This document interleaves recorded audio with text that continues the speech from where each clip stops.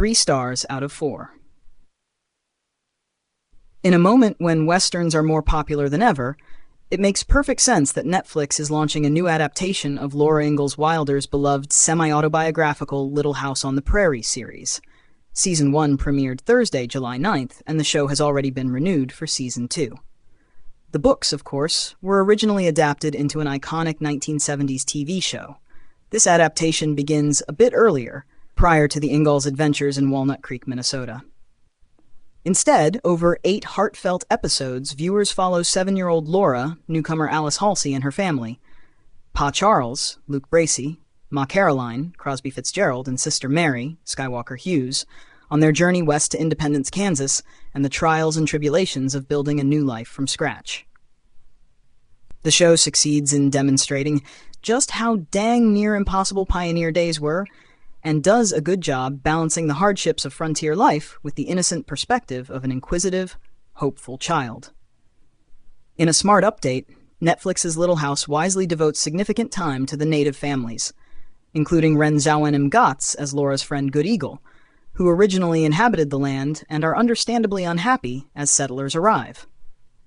The tension between these two groups is the show at its best. A back-to-the-beginning reboot means viewers don't need to be familiar with any of the previous work to enjoy this wholesome family program. This warm reimagining honors the spirit of the books and sets the show up for many more years of wilderness adventures for a new generation. Here's what other critics had to say about Netflix's Little House on the Prairie reboot. Time. Showrunner Rebecca. Sun and Shine's intentions are noble in transforming Little House into a vision of frontier multiculturalism, battling entrenched white supremacy, even if the show suggests a dubious moral equivalence between the Ingallses and the Mitchells.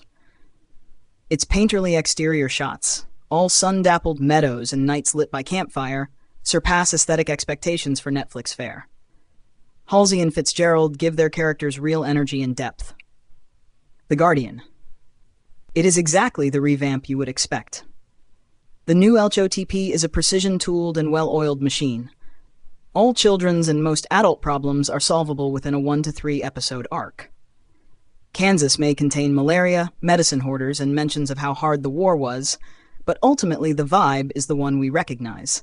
Faith, hope, and the American way will carry us cozily through. There are peppermint sticks in the general store, handmade quilts on the snug cabin's beds, and at least 3 songs and dances round the campfire per episode. You may take that as a promise or a warning as you wish. The Hollywood Reporter. Over 8 episodes, most running under 50 minutes, but never dull even in the longer installments, Little House on the Prairie captures a tumultuous year in the life of the Ingalls family. A year with danger, romance, heroism, and the learning of many important lessons. I don't gravitate toward wholesome or earnest as attributes in most of my favorite shows, but I bought into Little House on the Prairie, and I'm relieved that Netflix has already renewed it for a 2nd season.